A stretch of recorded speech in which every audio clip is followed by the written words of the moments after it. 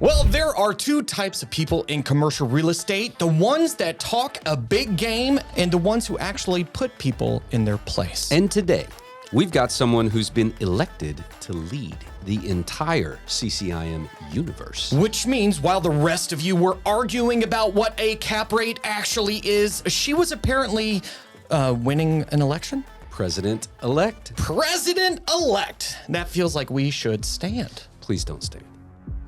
I'm standing emotionally. 9, 8, 7, 6, 5, 4, 3, 2, 1.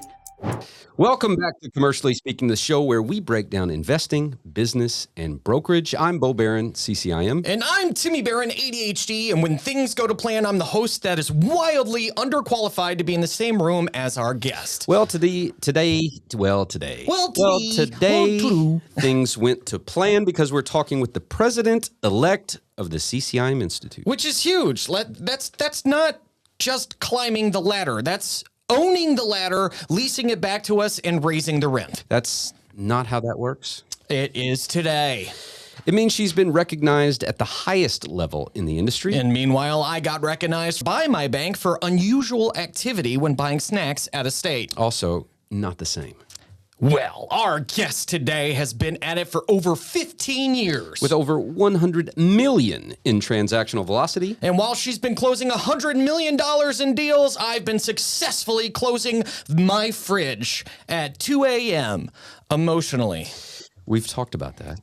Follow-up question. Does $100 million in transactions come with like confidence, or is that a separate package that you have to finance? Separate package. Fixed rate, adjustable? Please welcome to the show. A woman who doesn't chase deals. Deals are like, hey, do you have a minute? The president-elect of the CCIM Institute. And the reason I'll be underwriting my self-esteem live during this episode, Andie Edmonds, CCIM.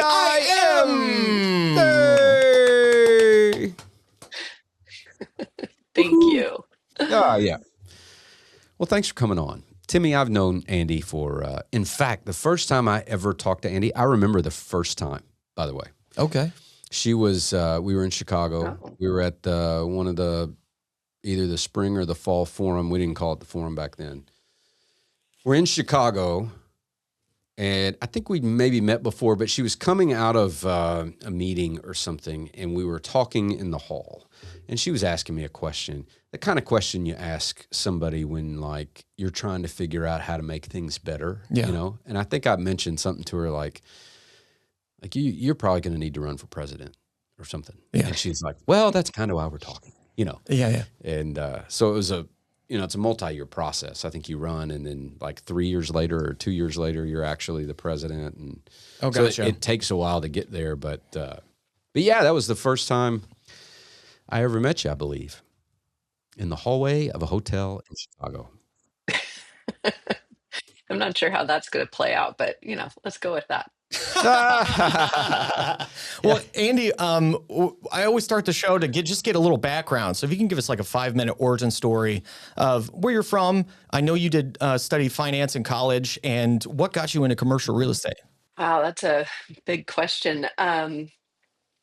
Grew up in Oregon, attended University of Oregon, super proud, go Ducks. My parents were Ducks. 2 of my kids are Ducks, so we bleed green and yellow. Even my third child, while she is at Baylor University, loud, still right? green and yellow. Mm-hmm. Quack, quack, quack, quack, quack. How intimidating. You know? Yeah, the fighting Ducks. Okay.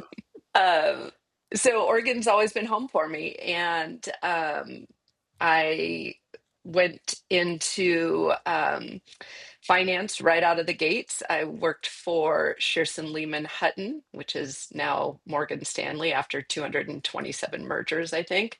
And I was a stockbroker and really enjoyed finance, enjoyed sales, enjoyed that life.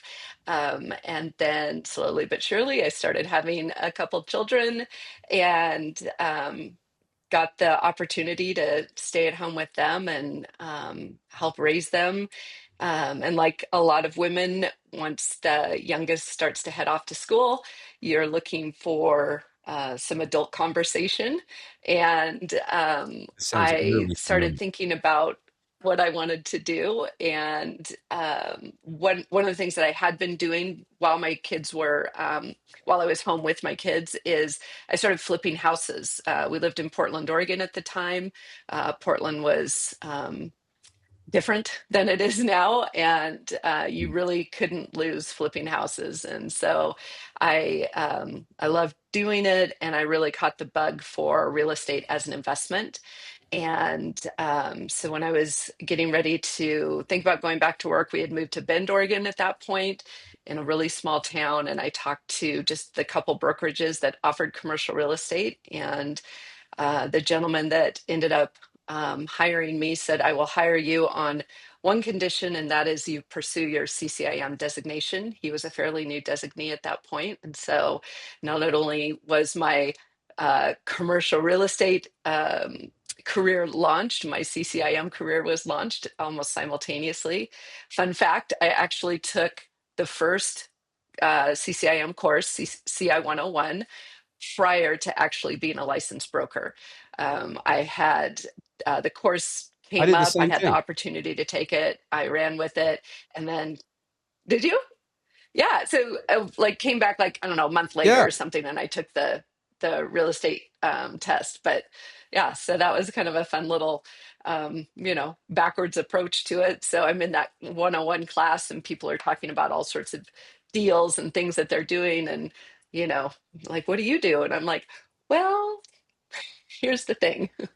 So it was, but it was a great start, and I got really passionate about it very quickly. I came into the industry in 2008, which is, I think most people recognize, is pretty interesting time to be getting into commercial real estate. And the thing that I found that was really great about the timing is that a lot of brokers and a lot of investors had time on their hands. And so it was a tremendous opportunity to get to talk about or talk to a lot of different people and get a lot of different educational opportunities about putting together deals, and really thrived under those conditions. It wasn't a ton of velocity to start in terms of deals, but when the deals did come, I had the time to make sure I was figuring them out. And then I also had a lot of good resources because people had time to talk to me. So it was a great start. And probably a couple years into it, I realized that I really wanted to strike out on my own. And so I started a brokerage with another gentleman. And probably 6 months into our partnership, we were noticing that, or I guess we had noticed that we didn't have any national brokerages in the Bend market. Now, it's a small market, so that makes sense. But we also saw that there was a lot of people coming into that market and from out of state. And we were thinking about, okay, well, how do we get these deals ahead of time? How do we separate ourselves? And so we ended up joining NAI Global. And so I started, or we had started NAI Cascade, and it was just the two of us to start, and we grew it substantially.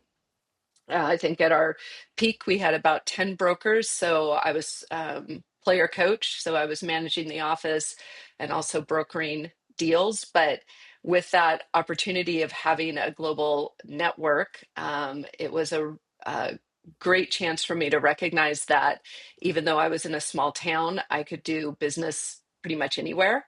And I loved that opportunity. And it worked out great because I found that I really loved industrial real estate at that point. And that's great, except there was 6 million square feet of industrial real estate in the whole Central Oregon market. And it doesn't take very much math to figure out you can't make a living off of 6 million square feet. So I just said, okay, well, where else can I do this? Where else are my clients investing? Who else can I talk to?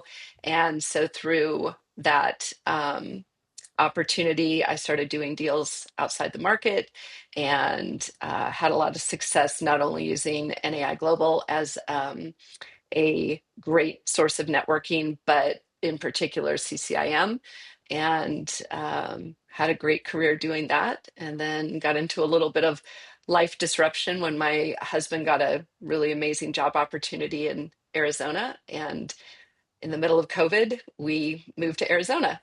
So that's a whole nother, kind of phase 3, I guess, of my career path. It's been an interesting one as well. And you So don't that's do how I got here. industrial. You don't do industrial anymore.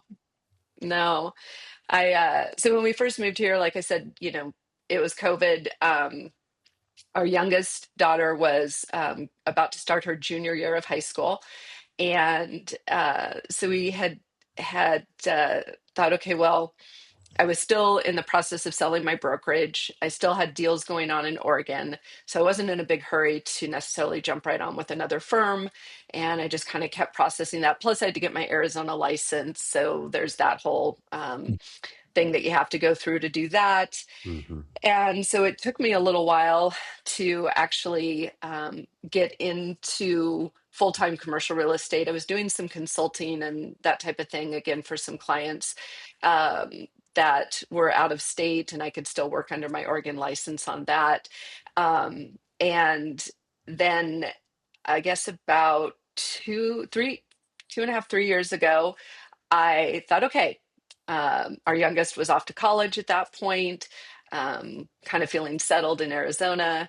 And I sort of just jumped into joining the team at the local NAI Global office here in Phoenix, their NAI Horizon, and thought that that would be the perfect solution. I'd jump right back into industrial. Industrial is incredibly hot in the Phoenix market.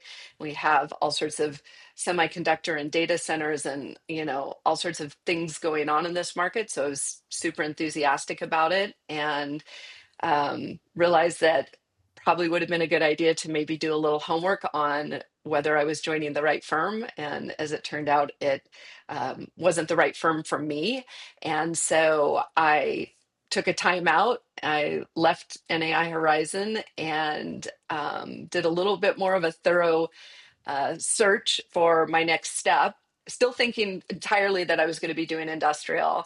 And a chance lunch put me in front of a woman by the name of Julie Johnson. And if there's anybody listening to this who's in healthcare, I bet most people have heard of Julie Johnson. Her career in healthcare has spanned about 35 years in the Phoenix market, and she's just become really well known for her expertise in healthcare. But she's part of Colliers. And so I thought, oh, here's a great opportunity to meet somebody from Colliers and learn a little bit about that office and so forth. So we have this lovely lunch and we finish up the lunch, and Julie says, well, I'll connect you with a couple of the different people on our industrial teams. And she said, but I'd also like you to think about joining my team. And she has a healthcare team. And I was like, but thank you. But I've only done and I've actually done a couple healthcare deals because, again, being in a small market, you tend to pick up things that you need to do and help people that you need to help. And I was like, but that's not really my expertise. And it took about 6 weeks of some various conversations and my husband pointing out the very obvious fact that I really am kind of starting over anyway, because here I am having moved across, from Oregon to Arizona. It's a new market to learn.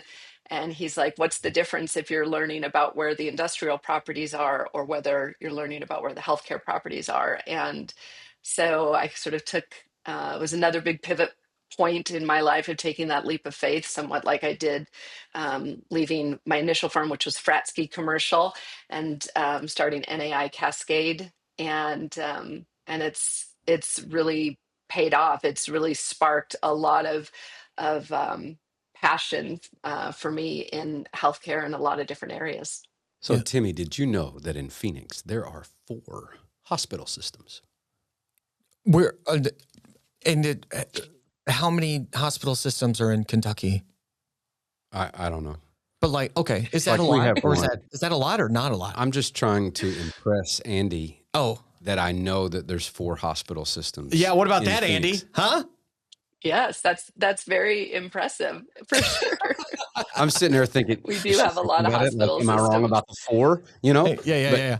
There are a lot of hospital systems, and obviously, the interesting thing about Phoenix in general is that it tends to attract a lot of the older retired population, and that comes with a lot of different types of healthcare needs and specialties. We do have a Mayo Clinic here in Phoenix, and so that also really inspires a lot of different healthcare opportunities, research, and things along that line as well. It's a really interesting field, and I'm really enjoying it. I'm starting to actually kind of get driven down into some opportunities in behavioral health, which is a super fascinating arena. We saw coming out of COVID, all the different things that, or I guess maybe the realization that isolation and just being that mental health is real. I think it was really a spotlight on that. Um, and then we have the issues of some of the social media impacts on mental health, especially with young people. And Mhm. that's certainly something to really be thinking about. We're seeing more and more about addictions, drugs and alcohol, opioid addictions, that type of thing. So there's this, massive growth in this market for that, for treatment centers, both inpatient and outpatient. And then, interestingly, coming kind of alongside of that is senior housing. Now, that's not a big surprise for Phoenix or for Arizona in general. Arizona and Florida tend to have some of the biggest senior housing opportunities. Mhm. But what's really interesting is since COVID, senior housing has been fairly dormant. We haven't seen very much development. And so there's this whole new kind of exciting growth and opportunity happening in the world of senior housing. And so that's been a lot of fun to learn about and to start to grow my business in that arena specifically. That's how So you knew about the more hospital exciting things. systems, wasn't it? Because of Brad Yeah. Arns, right? Because of Brad no, Arns? it was because I taught in Phoenix last year. Oh, okay. Andy was actually there one of the days that I was there. But I went to dinner with another broker friend of mine there, Mhm. and she was just telling me all about her and Yeah. her sons took me to dinner, and they were just telling me all about the different. I just happened to Gotcha. remember there were 4. Now, all this Yeah. is very interesting to me because, as you get into healthcare, it's like, okay, well, healthcare, they use offices or like mainly Mhm. offices, but then you got hospitals, which is like a big giant building, right? And then you start talking about Yep. behavioral health and the things that Mhm. open up with that. And this is very interesting to me because I'm getting a different perspective than typically, where it's like looking at not just the industry or not just the asset type, but you're looking specifically about what's going on in the industry and being able to figure out what they need and if there's growth there. Something's just clicking with me right now as Yeah, how that so works. if you start from a place where people drive demand for real estate, like we've Right. talked about that before, Yeah. it's the same thing here, except, well, not except, but specifically in Phoenix, and she just sort of laid out, some of the different reasons why there's more people there, and those just if there were just more people there, there'd be more demand for medical office space. Mm. Okay, but because of these other factors, the same amount of people are demanding more space. And so you've got multiple demand drivers. And COVID was a pretty interesting thing when she was talking about, just kind of putting a spotlight on mental health. We've really been seeing that over the last maybe 15 years, brighter spotlight during COVID. But the interesting thing for me is when I'm teaching these CCIM courses, Mhm. and I just do 102, but when I'm teaching that class lately, I've had the young 20 somethings in the class, maybe somebody who's about Will's age, Mhm. which means they were going through COVID in high school. So Andy, my Yeah. oldest son, Will, he's 23. And so if they're 21, 22, 23, they did high school maybe virtually. And depending on what state Mhm. they were in, most of it was done. And these students really struggle in the classroom environment. Mm-hmm. And it's Yeah. and I can see it on their faces because everybody in the class feels like they're behind in 102 specifically. It might be that way for all of them, but like I don't have any students that are just tracking the whole time. Like we overwhelm them with concepts and information and stuff. I tell them at the front, like, I'm going to scramble your brain. And if you feel like that, you're exactly where I want you. Like that's where you should be, Yep. you know? Yeah. But the young 20 somethings, like they have a really hard time handling that. Yeah. Like I'll see tears. Yeah. Like it's different than somebody who's just I think a lot of it was their high school experience was quite virtual. Yeah, I mean that whole generation right now, like the dating rate is so down. The sex, like having sex is super down. Which depending on whether premarital or not. Well, it's a if they're data not, point. It's interesting. It's a data point, right? They're not going out. They're not going out to meet people. They're meeting people all online. Everything's online. So there's this human connection they're not having. Yeah, and so like, how is that going to lead to marriage and of course babies and keeping the world populated? Like there is a big shift happening in that younger generation where they're not going out and talking to people. There's no not that, but I digress from what I was going to. I was about to talk about insane asylums, but but not in reference to this new generation.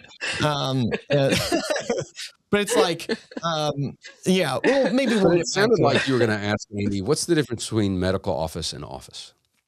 Yeah, like what are you looking for with what does medical need? What are the different asset types that they need?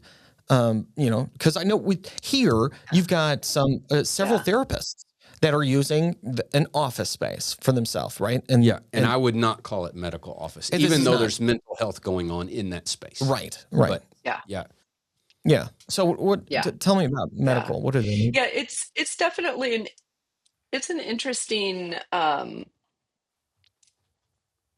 hybrid, right? Because to your point, if you're talking about outpatient therapy, right, you're coming in for your hour session or whatever it might be, then really what difference is it if it's an office building or a medical office building, which we're now supposed to be calling medical outpatient buildings because somebody prefers that term, but MOB nonetheless. Maybe I'm going to save that for a test question.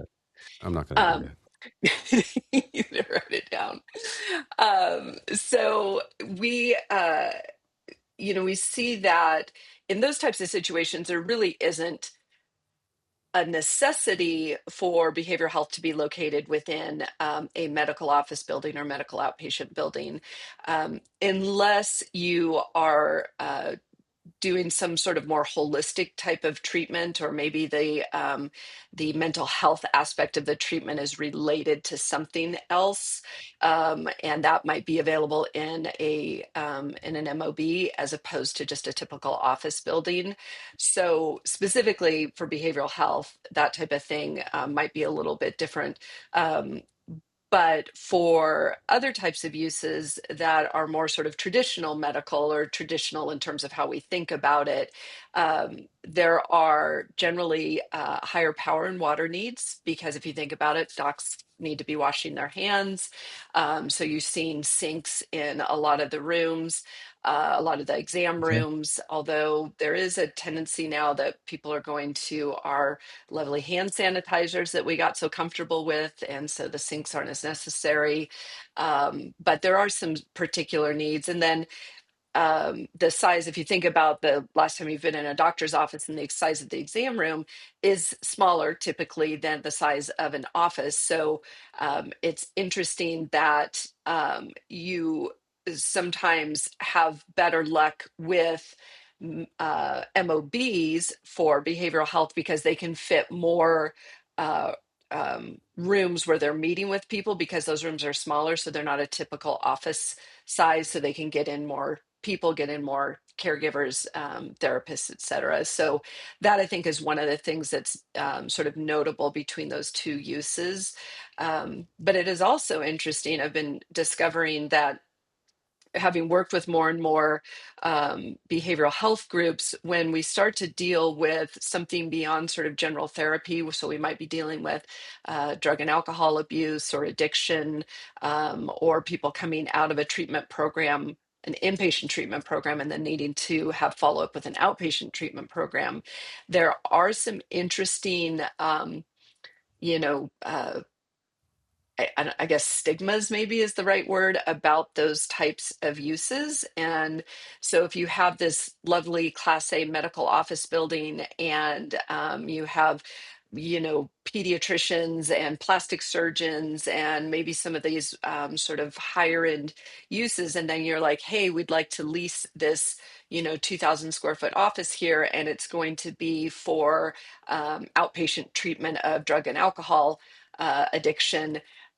Landlords tend to get a little bit sketchy about that, and they get a little concerned about what that impact is on the rest of their tenancy. So it's an interesting dynamic. The other one that's really been fascinating because there's been such growth to it is autism treatment, and primarily for adolescents and younger, so non-adults, I guess, children.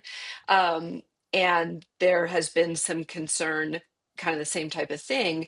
A lot of times, children who have autism have different behaviors, different volume levels, don't, operate in a standard fashion that we would expect. And so, if you're in this nicer office building, it landlords get concerned about the distraction, the noise, the whatever might be happening if they were to put an autism treatment center. And so a lot of those types of uses also are looking for more of that freestanding, that it maybe is, we have a lot of medical condos down here, so there'll be a cluster of maybe 10 buildings that each building will house 1 to 2 tenants in it. And so we're seeing those are great opportunities for the uses that may not track quite as well for a true MOB. So that's been an interesting experience. And it's also, it sort of leads you to this space of like, that doesn't seem fair, right? It seems almost a little discriminatory. And so trying to balance that, the reality of how different tenants can impact a particular building is something that it does get considered. It happens in retail is another good example Sure. of how you set things up. You're probably not going to put a vape shop next to a fitness use or something like that. Right. Although I often see fast food near fitness, so I don't know, maybe it's Well, what not we're working talking out. about is tenant mix. Mhm. And most of the Mhm. time when you talk about tenant mix, you're thinking about retail. It's Yeah. like you want to put retail uses that are complementary and not oppositional. Right. Yeah. And you generally don't ever want fitness because they're the worst on the parking situation and make it hard for any Yeah. of the other tenants to get enough parking. So they're a problem in and of themselves. But it makes sense Yeah. from the landlord's perspective. I want all the tenants in my buildings to thrive. I want them to look down the hall and Yes. say, that person is either neutral down there or their clients are my clients and it helps me to be there with them. So Yeah. when you throw the fair word around, I'm like, well, from whose perspective is it fair that the landlord gets to create an environment where his tenants can thrive? I mean, that is fair. And you're also right. Like, man, you have certain tenants with certain stigmas, but some of it is from reality. Like Yeah. Yeah. do you want to put the FBI and a public defender in the same building? No. I've seen it done. Like, Yeah. is that a good Yeah. idea? Right. Maybe not. Right. You know, Right. like it's worth thinking about those things. Right. You know? Right. Yeah. I got a question, and I guess just a little detour, but it's in this space with all the, and I'm not sure how if either of you are very tuned in to the amount of fraud that's being uncovered, Yeah, specifically right in Minnesota.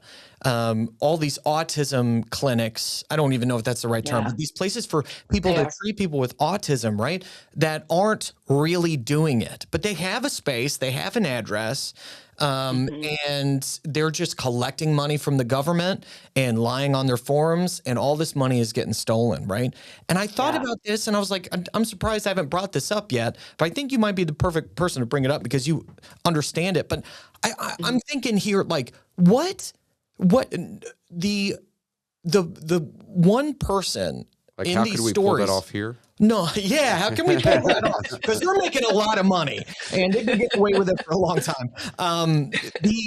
The one person that's never talked about with these places is the landlord, the one that owns the building, right? They're not gonna, they want to sell. So I'm just curious about that perspective of like someone's got to own that building that these people are renting out and Mhm. to defraud the government.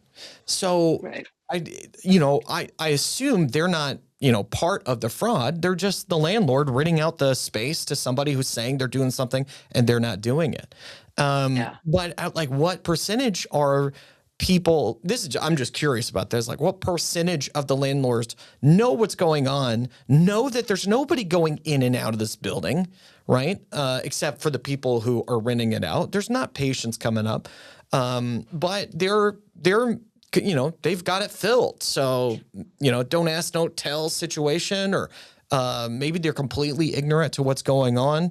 What are your thoughts on that? Yeah. Just to address kind of the first piece of it, and just in terms of awareness, I think it's pretty unusual, especially in a large city like Phoenix. We're really it basically will take you 45 minutes to drive from.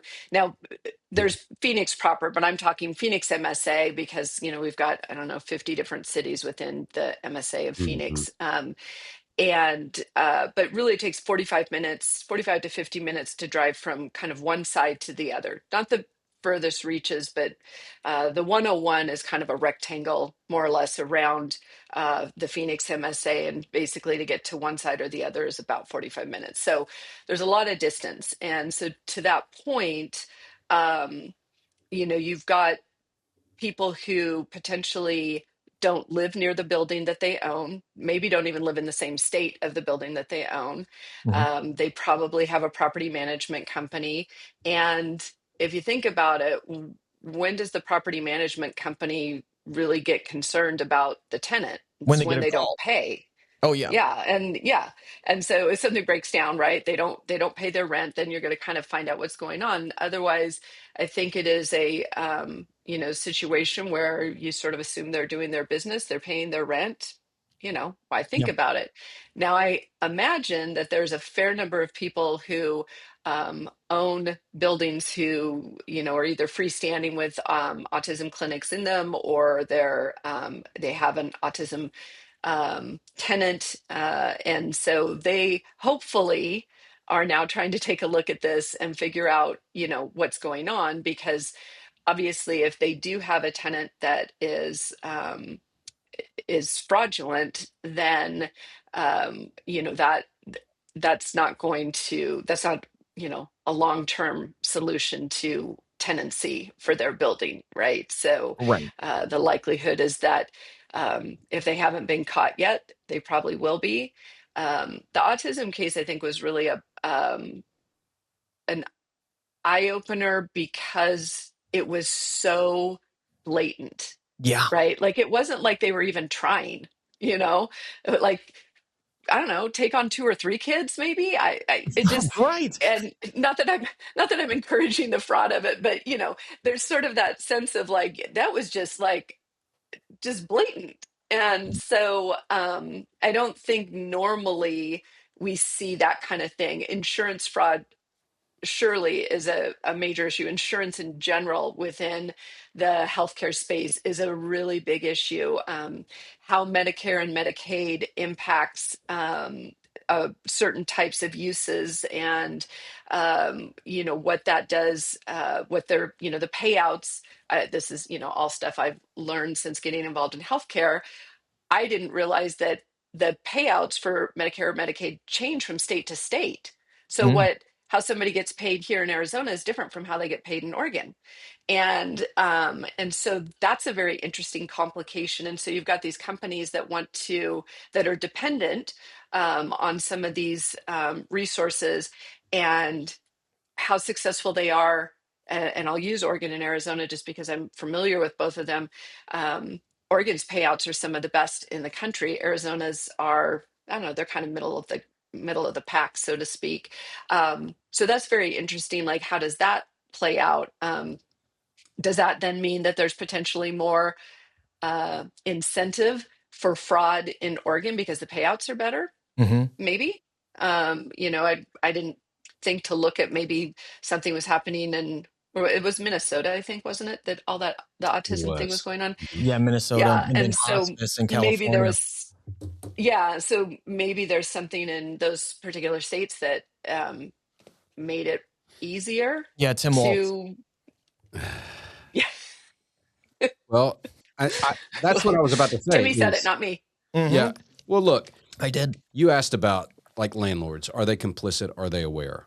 They're kind of incentivized, like Andie was saying, in terms of pay the rent, leave them alone. In fact, there's a clause in the lease called quiet enjoyment, which basically says you agree to not break the law, you pay your rent, and I'm going to leave you alone. Right. Right. I'm not going to hassle you. I'm not going to come inspect you all the time. I'm going to allow you to run your business. Yeah. And this lease agreement says you're not going to break the law. You're not going to commit fraud, and your business is going to stay in this lane. And if you do those things, no issues with me, Yeah. So that's generally how it works. Yeah. But I think the massive fraud has happened in those two states in particular because the government was complicit Yeah, they were. or Yeah. negligent at best. Yeah, Where they were just turning their eyes. But that's another podcast. Yeah. I don't really want to. Yeah. That's somebody else's podcast, right? The incentive was there in those states. Yeah. But I'm thinking about my tenants. Like, I don't go around and hold them accountable to make sure. Like, as long as they pay the rent, and I'll leave them alone. That's kind of the deal. That's right. Yeah. They could be doing bad, and I wouldn't know. That's right. That's right. Yeah. Yeah. Yeah. I just thought it was Well, and there's interesting. plenty I've not heard that side of the story or heard anybody talk about that. Like, oh, well, somebody owns this building or whatever. Yeah. And that's what I assume too. It's like, Sure. you're paying rent. Yeah. So. Yeah. Yeah. Well, Yeah, it's definitely a very interesting piece of the puzzle to be thinking about. How do I need to be more aware, of what my tenants are doing if I own the building? And I'm sure it caused some raised some eyebrows, caused somebody to pause, which is great. Like, that's the good that comes out of, unfortunate situations. yeah. Yep. I was going to ask, because why on earth did you want another full-time job and being the president of the CCIM Institute next year? Like, that's why? Yeah. It's not like you're not a figurehead. Like, it's another whole job, Yeah. And the closer I am to it and the more I see it, the more I'm like, man, like, that is work. And I'm excited that you've got the gig. Yeah. Like, I'm looking forward to your Congratulations. year. Yeah. Thank you. I'm all for it, but like, are you nuts? Yeah. What is Yeah. it? What is it? What's driving you to, is it, have you always been an overachiever? Yeah, probably a little Before you bit of answer this, that. though, sorry to interrupt, but No, go ahead. you know who we did the 100th episode with Mom. You Yes, remember that's that? right. Yeah. And we sat down, and 15 minutes later, we'd been going for almost 3 hours. That's right. Yeah. Well, after that episode published, Andie calls me and wants mom's number. Oh, really? Yeah. And I think you ended up calling our mom, right? Like she was really moved by her episode. And Yeah. then We when we were in texted. Vancouver in Yeah. the fall forum, they got to meet Oh, there nice. and Yeah. stuff. So Yeah. Oh, that's cool. We had anyway, coffee. Yeah, that's cool. yeah. Nice. Nice. Yeah, Yes. Joe is Back to well, and it was interesting because the story resonated with me, right? In terms of, um, there were so many things that resonated that we had done in similar periods of our life, and certainly the, one that was most important to me was the hearing her story of faith and sort of, like her, I was a recovering Catholic, and came to faith much later in my life, just really since moving to Arizona, and it's been so powerful and so important in how I do things and why I do things now. And so for us to be able to share that and, having a career and having kids and, all the things that come with that piece of it, it was really amazing to connect with her on that. And she's just a lovely, lovely human being. She is a blessing to this world. I've told her periodically, I just text her out of nowhere and I'm like, you're such a blessing. She's just Yeah. great. So Good. She I is. really She feel is. fortunate. So if anybody's listening to this, particularly if you're a woman and you have not listened to that episode, it is worth the full time to listen to it. And it was just very, very powerful. So thank you for bringing her onto that. Um, Circling back to your question about taking on the role, uh, it's it's interesting because I'd been very involved at the Institute. I was super involved with my chapter from the beginning, the Oregon Southwest Washington chapter of CCM from the very beginning, and served as president twice actually. And that was really because the second time around I needed to fill a spot for somebody who was not able to fulfill that role.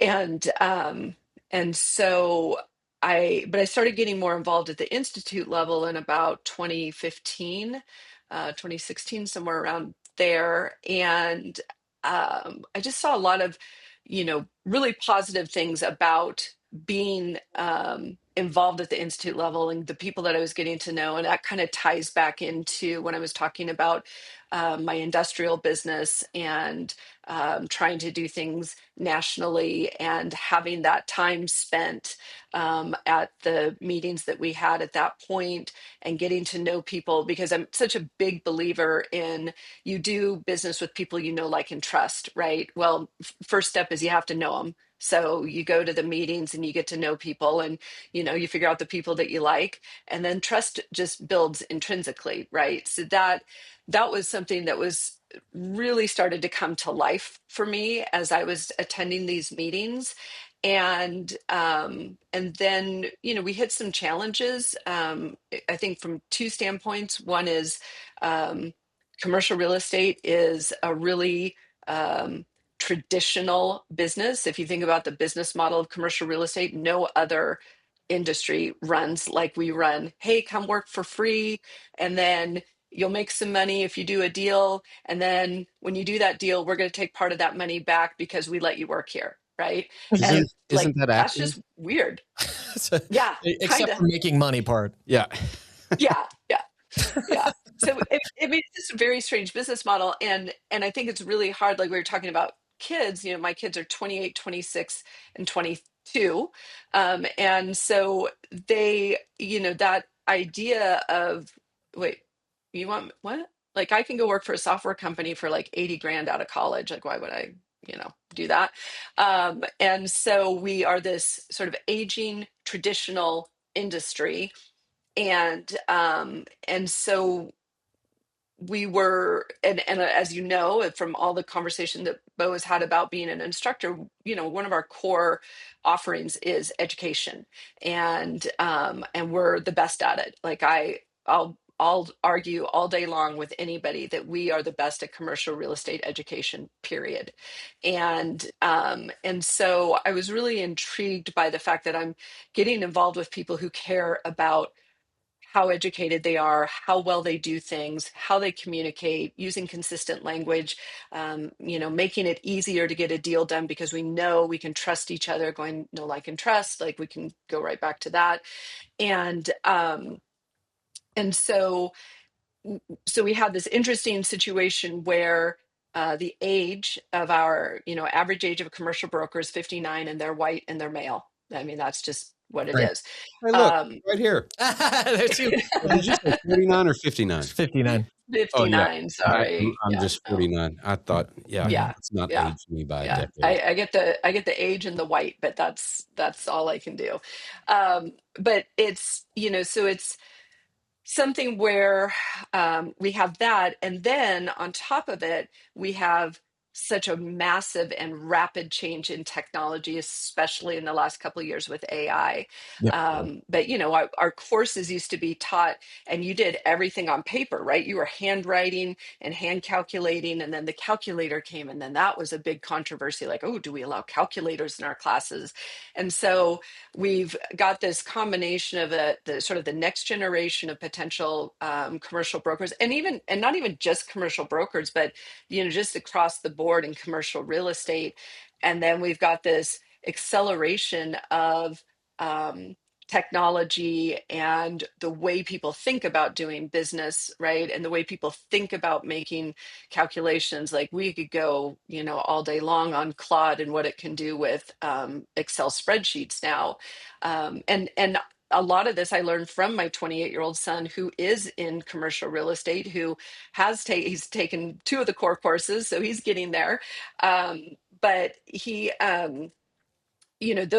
those things are making it a challenge for a 60-year-old. The Institute will be 60 years old next year. And it makes it challenging for us to remain relevant. As good as our education is, we need to be relevant to the people who need to take it, which are the 20 somethings, right? 20 and 30 somethings that really need to take that to really understand how to put together a deal and the impact, even if a lot of those calculations now are happening on a spreadsheet and they're a couple clicks away, or you're asking, GPT or Claude or whoever for the answer. If you don't know how that number came about and the factors that influence that number, you're worthless, right? So there Mm. still is a ton of value in that, but we have to be able to communicate that to the next generation, to let them know that commercial real estate is an amazing industry, again, across, lenders, appraisers, asset managers, portfolio managers, brokers, et cetera. But we need to make sure that that we are appealing to them, right? And so I am really getting back to why I ran for president. I am, we need to make sure that we're appealing to them. And all of this was starting to come to a head just at the same time that COVID hit. So now we have this whole other dynamic of, like, we hold in-person courses. How do we do this? Is this the death of us? Is this the end? And things were really starting to seem very, I would even say, so it's a little dramatic, but we got Timmy on, so let's go with the drama. Come on. A little dramatic from the standpoint of, are feeling hopeless, right? Like, just give us a dramatic, and so it really felt like, gosh, I'm spending all this time and I wanted to see all these things happen, and it's just like, it's not, like, we can't seem to get anywhere. And then a couple things happened, mostly with some individuals, Adam Palmer being one, who is our current CCIM president and is just so dedicated. I mean, the question really is great for him as well, but he's so dedicated, not only to his career. He's an incredibly successful broker out of Florida with CBRE, but also his dedication to the CCIM Institute. So he and I started kind of getting together and talking and saying, this is what I think needs to happen. This is what I think needs to happen. We found that we were really aligned, but we were both a few years away from really being ready to run this path. And then the other thing that happened is we got the most amazing CEO, and Paul Rumler. And um, I know a little bit about the background of his hiring process, and we almost missed him. And I'm so grateful. Talk about a blessing. I will use my faith on this one. It felt like a huge blessing to get him, and his ability to really run an association. He's so gifted at that. That those couple things, few other things sprinkled in there, but those things, feeling like we had an opportunity to really affect change, with great leadership, other individuals who are like-minded, and how we were going to do this. And anybody who's listening to this who's involved nationally knows that Adam and I ran against each other. Initially I lost, but I came back the next year and I won. And so it's been great that even though I personally would have liked the order to have been reversed, I'm not going to hold a grudge. I actually get to be president when the Institute turns 60. So I do kind of feel like that's special. So I'm going Nice. to take that as my consolation prize. And this is where I lost Bo, too. I was supposed to, get Bo, but we'll save that for another story because I know we got time and we need to wrap. But that was really it. Like, I really started to believe once again that we could make some really important changes so that this 60-year-old organization remains incredibly relevant, because we do have the best education. We just need to figure out a little bit better way to attract that next generation. And I'm really excited to be a part of that. And I think we're going to see great things. And I look forward to coming back and talking about those with you maybe next year. Yeah, Great. yeah, for Maybe sure. probably even sooner than that. I would want to sooner than that, but it sounds like you're fully convicted, and you believe that there is change that needs to be made, and you think that you are the person to do it. And like you are, it's more than just somebody just wanting, not saying I was thinking this, because I wasn't, but a lot of people might just want the title but put that on their resume or do it. But, even though, Adam got it, and now you've got it. With you two being so aligned, he's almost, pushing what you would have done forward, so you're able to really support and then push forward even more. Maybe that was a blessing in disguise. And I looked it up too. That you're going to be the fourth president that's female. There's Fifth. Yeah. I'll be the fifth. The fifth one. Oh, okay. There was four before, and fifth. Yeah. Then with whatever. That's great. Congratulations. Congratulations. Thank you. I'm not saying that's not the fifth in 60 years. We're hoping to. We're getting a little momentum. We had Barbara Crane in 2019. We had Dieta Casto de Leon in 2024, and then I'll be 2027. So we had two women prior to that, but they were quite a few years before us. The first female president, I think BJ, was in 92. 96. I think, if I remember. Or no, 96. 96. Look Yeah. at you. Yeah. Yeah, you did do some research. Hey, I will tell you, last week I taught 102 in Albuquerque, and 75% of the students were female. Wow. I've never seen a class like that before. I've had half and half before, but I've never had that many. That's great. I heard that percentage. Brad Arns does CRE investor coach, so he teaches people how to invest. And I saw him interviewing one of the women that took the course, and him saying, there's not that many commercial real estate investors out there that are women, but the ones who are crush it. Like the ones who are incredibly gifted and good at it. So if anybody's listening to this and you are a woman, like there's wide open fields for you to jump in and crush it. Because, there's a lot of men, which means there's a lot of men out there that aren't that good at this. So I really am a big advocate for women in this industry, broadly speaking, and then very specifically in brokerage. I think that there's a lot of just innate skill sets that we have that make us really good at this. And, the ability to negotiate, to empathize, and to really look for that opportunity. It's cliche, but looking for the win-win in making that happen And frankly, we tend not to let our egos get in the way as much as some men, not all, some men do.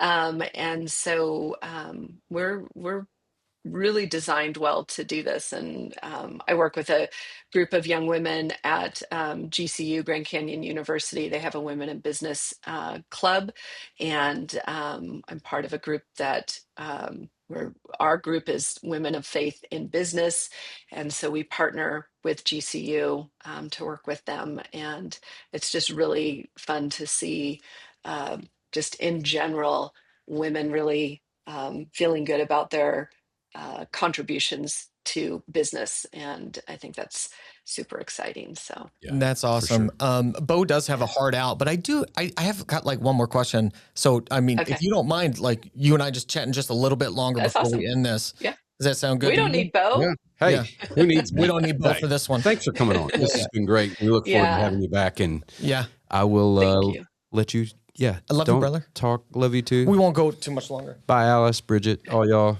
Don't talk about me bad behind my back. I've got some questions about Bo. Yeah, I just have one more question for you. Sure. Because, well, you mentioned data centers and when you're going to Arizona, and we had somebody on, Simon, who's really starting to go after data centers. And then we Yeah, had our biggest AI commercial real estate, Michael Hieronymus. You know Michael, I do. right? He's from Oregon. Yes. Yeah. Okay. Yeah. Yeah. And Isaac My son Grant. actually took 102 from Michael. So, yeah, we've got all sorts of connections there. Yeah, we love Michael, but last time Michael was on, he comes on every like quarter or so to talk Mhm. about what's new in AI and stuff. And the last time we had him on, his demeanor was completely different. Like he typically comes in and he teaches us about what is new, Yeah. some tools that we can start to learn. And he came in and it was less like that and more like there's something big cooking, and he just didn't really know that there was so much in his eyes where he had no idea what the future was going to hold in this. Yeah. And so at the end of it, I asked him this question that I want to ask you. Okay. I was like, so if there's a 22-year-old right now that is thinking about going into brokerage, would you still encourage them to do it? And I think I know your answer because I think you just gave us that answer. That was Oh, part of the answer of why you're president. But yeah. Michael's answer was, I don't know. Hmm. Right? Your thoughts?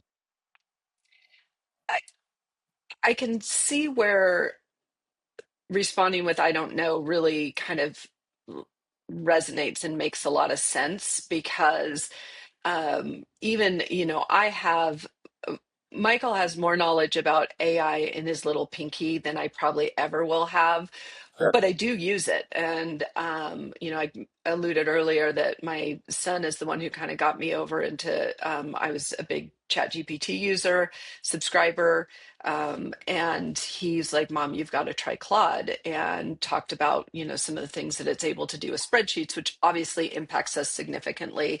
And it's really hard to fathom where we're going with the acceleration of capabilities that are available in in a few keystrokes and in seconds in responding to that. So that's the part that I can see that makes you think, well, why wouldn't somebody just sit at their desk, figure all this stuff out, um, and call it good, and you don't need a broker? Um, will brokerage look different than in I'm going to even say 5 years from now? Yeah, I Hmm. think it will. And that kind of goes back a little bit to my comment about like we are a really weird industry in terms of how we are set up, and it's not just and with Colliers, it's not just the Colliers, the CBs, the JLLs of the world, it's all of the firms work like this, right? So I think that if you think about this sort of odd structure that is not particularly appealing to a generation of kids that are coming out of college, most of them with student loans, and then you have this um, fairly easy, getting easier technology to evaluate and make decisions about commercial real estate, and you kind of put that together, then you start to wonder, okay, well, is brokerage a real thing? Is that career path a real path? Is that something you should be looking at it? Should one of, my kids be looking at that? And I do think that there's still, and we see this over and over in a lot of different ways where AI is very successful and useful, but there still is a human element. There is still the part that needs to take the soft factors of decision making, whether it's making a decision about a real estate investment, making a decision about which location to put your business, making a decision about what software to buy, any of those things. There's still a human element, and don't, I won't say never, but I just don't see that we are, at least in my lifetime, that we're going to get to a point where people feel comfortable enough with AI to really trust the emotional factor of AI and it's what it's generating. Really interesting. Just read Claude just brought in some. I know there was a Catholic priest, but some other Christian leaders, and was working with them to help Claude think about or how they should work to create Claude so that it has some moral, ethical compass, I guess, is I'm really paraphrasing what the article was all about, but it's really interesting to think about the fact that and I shouldn't say Claude, I should say Anthropic, the company that owns Claude. So they brought them in, and we're doing all of this work to try and add that. So there is that element of possibility out there that it will be so trusted that we don't need people. But I don't know that we're going to get to a point where AI can assess how comfortable it is for somebody to access a building, to enter a building, to recognize what's around the building, and if that's the right, if that's good or bad for the building, for the investment, or for the tenant. Those types of things. I obviously, working for Colliers, you get. We outreach to other Colliers offices in other states. They inbound information to us. We're working right now with a behavioral health group that's a national group that's looking for a location.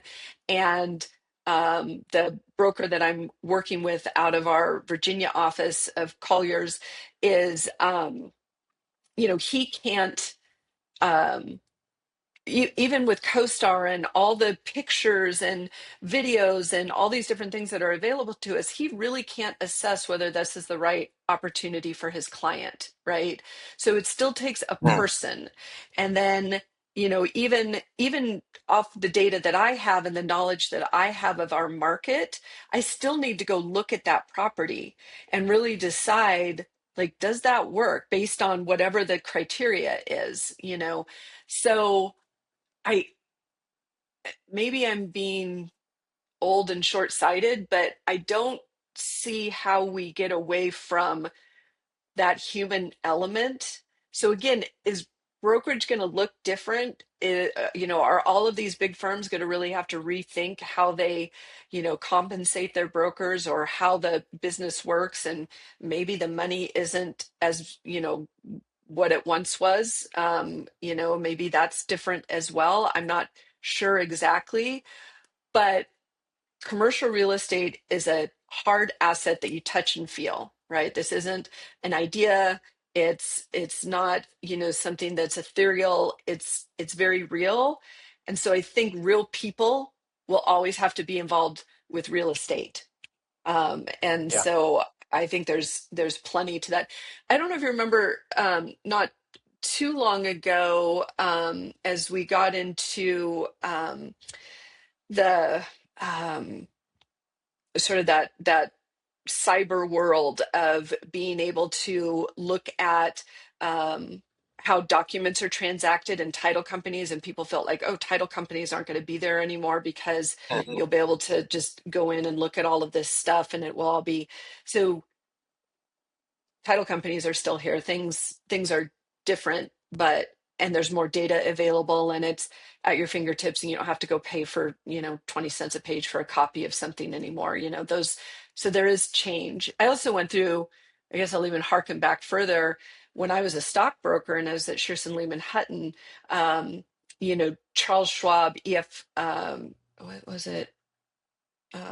There was another one that started coming out with the new you can do your own investing, right? So you don't have Yeah. to pay a broker anymore, and all of that.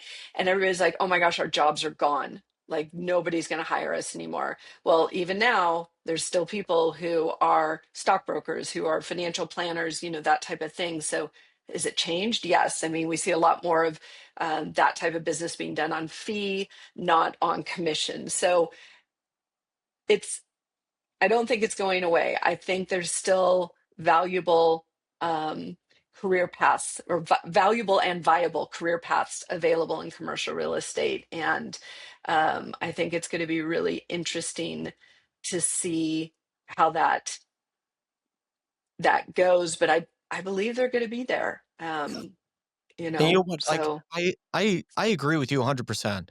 And what I've learned doing this podcast is how much of a people business this is, especially if you're a broker, mhm, how important it is to it goes beyond the underwriting, whether it's a good deal or not, understanding who you're talking to and helping them get to their why, helping them understand, yeah, they're selling a property because it's not good for the family, because they're fighting over it. That's a whole element that can't just be, that you need someone to talk it out with and to yeah, understand both sides of it.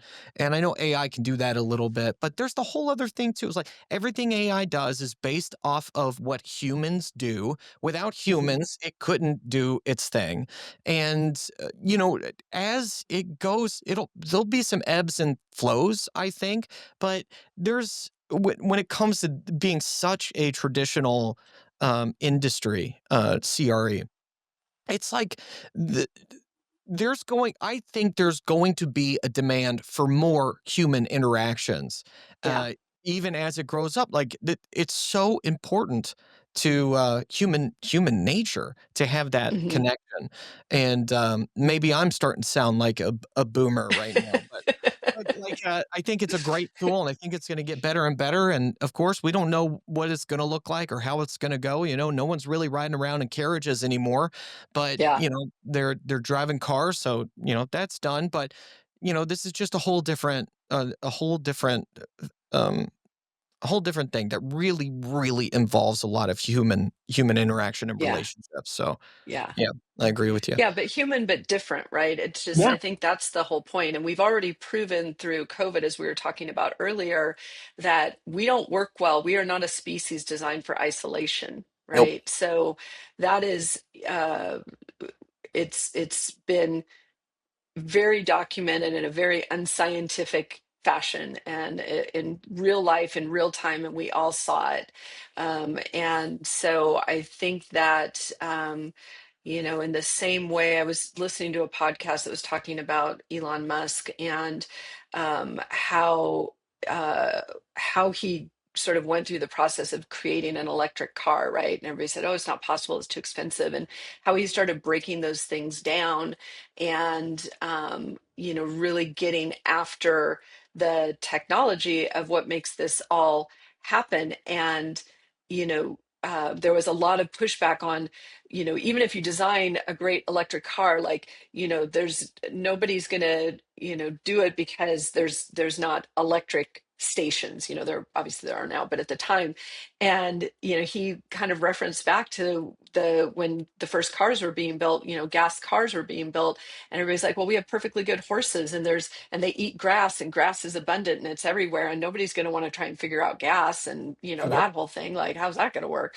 That's right. So It's just that, you hit 2 points that, like, are 2 of my favorite books, and the first is, the change and Who Moved My Cheese, right? That's, like, Hmm. such a classic book of, like, we just get so disturbed by the idea of, like, here's our pattern, here's how we get to our cheese every morning, and then we go there, and where is it, right? And then there's the element of the mice that just sit there and wait for it, and they shrivel up and die, and then there's the element of the mice that turn back around and they start sniffing it out and, like, oh, it's just 2 blocks over.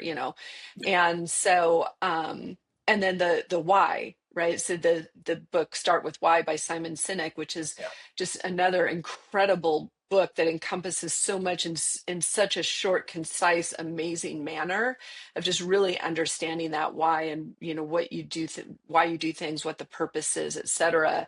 And when people are really convicted about that, then they're going to find success, right? If you're really doing this for a true purpose that really resonates with you and your why, then you're going to have success in that. And I think that, translates into what we're talking about in terms of career paths and so forth. And there is a real passion for real estate, for investment, for analysis, and those are the things that I think a lot of us who have been doing this for a while, really enjoy and look to continue to do, even if we start doing it a little differently, even if I'm getting on Claude and throwing in my spreadsheet and talking back and forth.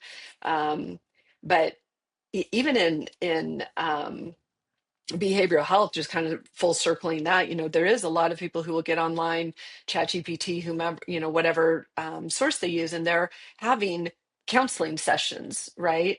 And they're kind of talking through things and they're getting some feedback. But we're also starting to see that what is often happening then is, after a few of those interactions, that person is wanting human interaction and is now going to a therapist, because while they've chatted it out, they still aren't there. There's still that missing element. There's still that isolation, right? So Yeah. if you can get into community with even just one other person and really be able to go through some of these challenges that somebody might be having, it's a great way. And I think maybe what AI does is it starts to make people feel safe in expressing themselves, and that gives them the courage to go see somebody and be able to say it out loud to someone else. That's right. So Great point. um it's very, I I'm so excited and interested in seeing where this is going to go. And um and I think there's a point where you just kind of accept, like, this is here, it's not going away. ChatGPT, Claude, Gemini, all of those, they're around. Nobody's going to flip the switch and shut them off. So jump on the train, figure out how it best benefits you, and ride it. That's right. That's right. I'm going to see you in Philadelphia next week, which I'm super excited about. Yes. And I know there's Yeah. going to be Yeah. there's some unveilings there, and a lot of AI talk that's there. Yes. And so I'm super pumped for that. I'm excited to see. Before we go, what are some things you want our listeners to know? I know you talked about your women's group. Can you Yeah. just let us know where can people reach out to you, and also then as someone who needs help with their deals as well. Yeah, yeah. Thank you for that opportunity.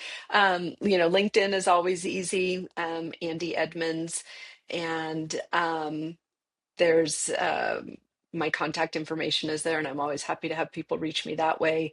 The Colliers website, so you just go to colliers.com, or Colliers Andie Edmonds. I pop right up. The nice thing about having a somewhat unique name, and it's ANDIE, for those who are just listening and not maybe seeing it on the screen. But it's pretty easy to find me there. Find a CCIM. Find a ccim.com, and you can just put my first name in, and it's me and one other woman who pop up. You'll know which one I am. And let's see, where else. Yeah. Oh, I do have a website, andieedmonds.com, so you can always look there as well. Nice. Awesome. Awesome. Andy, thank you so much. We'll see you in Philadelphia. Yeah. And Looking forward to it. yeah, and I can't wait to have you back on because there's way more we can to talk about. Yeah.